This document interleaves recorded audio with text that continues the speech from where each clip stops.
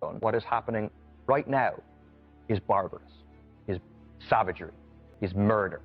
And it's important we don't just use that language for stuff that some Palestinians have done, but that we use it for the US-made and donated bombs that are being rained down on the people of Gaza right now, and understand that the cause of what we've seen over the last number of days is the occupation, is an apartheid state that consciously discriminates against Palestinians, is a policy of ethnic cleansing. That's the root cause of this, and the answer is an end to the occupation.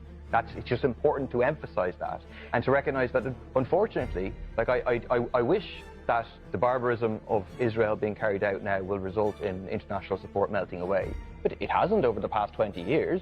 I mean, you've had 6,500 Palestinians killed. Over 95% of casualties in this conflict have been Palestinians.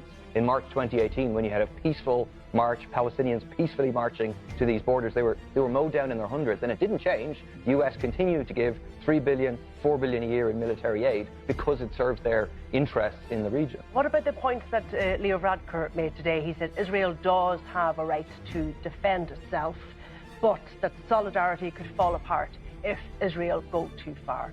But I think, does Leo Varadkar not think that Israel have gone too far? I mean, Israel is already committing war crimes.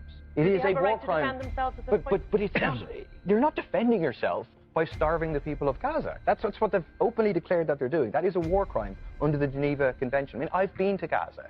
It is so incredibly densely packed, so incredibly poor, so scarred by war. And the consequence of that is when Israel says, oh, anywhere where Hamas is will reduce to ashes, that means all of Gaza. That's 100% what they're saying. And they justify it. They say, we're targeting Hamas. They're not targeting Hamas. They're hitting residential buildings. Netanyahu said, you should leave Gaza. People tried to leave the only way they can at the Rafah crossing, and then they bombed the Rafah crossing.